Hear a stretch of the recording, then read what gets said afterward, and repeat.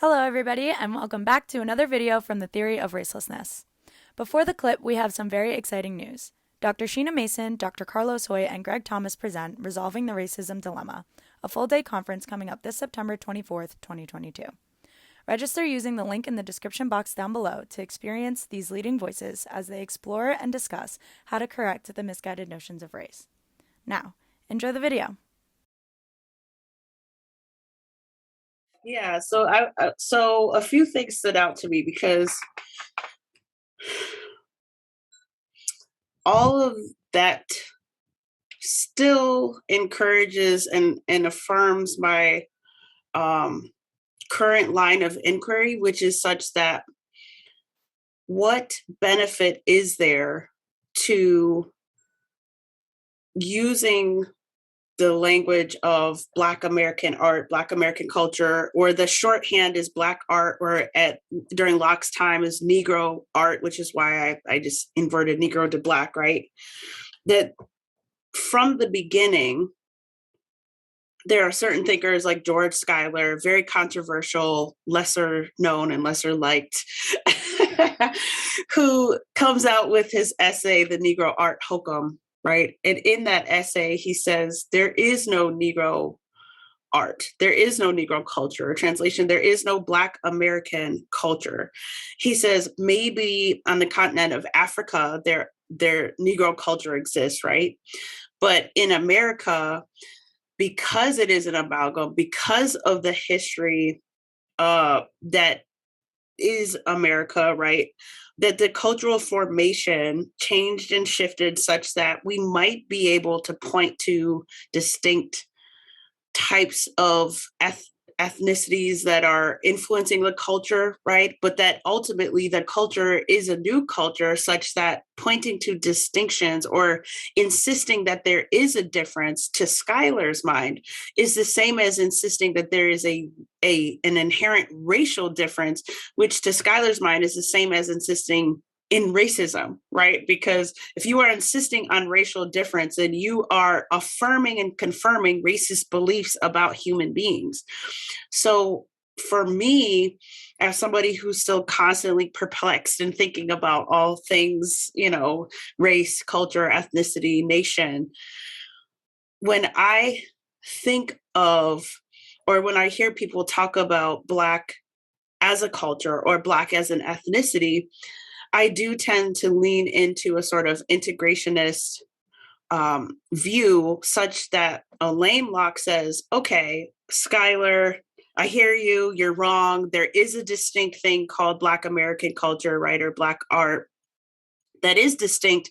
But that being said, that distinctiveness needn't be recognized as something separate from the larger American culture.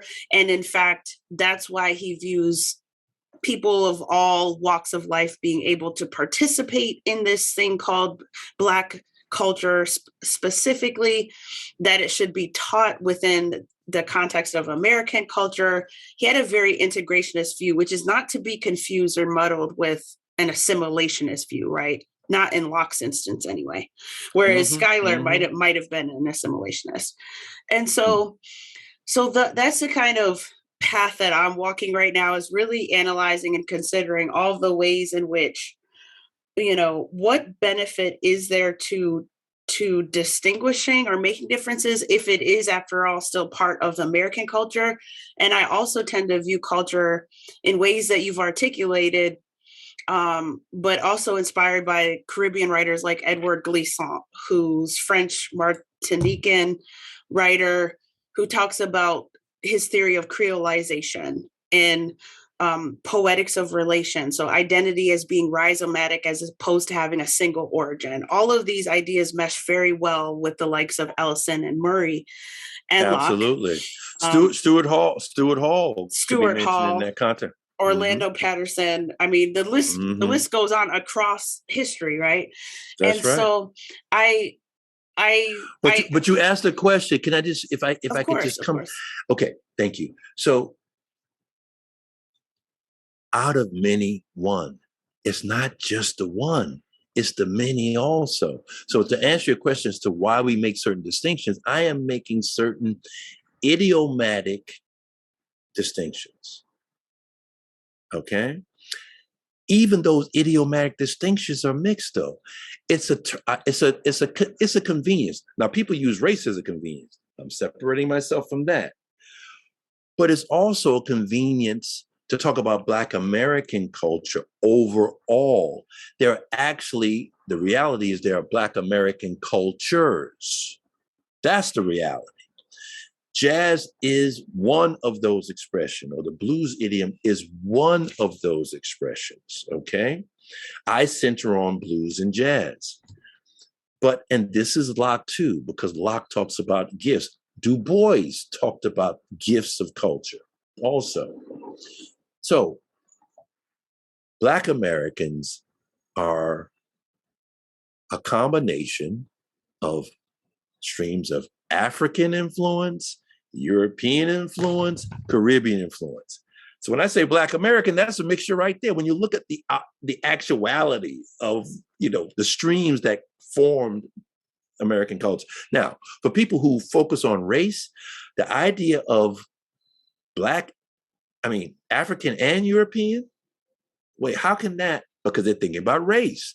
But the actuality is, if you look at the development of Black American culture or Negro American culture, or what Sterling Stuckey calls slave culture, it's a combination of these elements. Jazz itself is a combination of these elements, okay?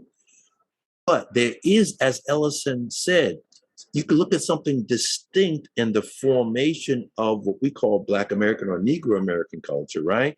Because there are certain forms that develop as expressions of that. The spirituals, blues, jazz. And then, of course, we haven't even talked about literature, okay? Now, your area of Spelche and, of course, Ellison and Murray's. So, but the point is, it's not that these things are racially in a box.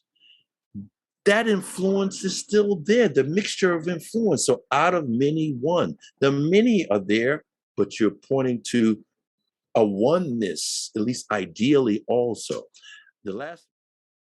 We hope you enjoyed that highlight. To watch the full version, use the link in the description box down below. Before we go, here's another reminder for Resolving the Racism Dilemma with Dr. Sheena Mason, Dr. Carlos Hoyt, and Greg Thomas. We highly encourage you check out the great things being offered at this conference, September 24th. All of the conference information is linked down below. We hope to see you there.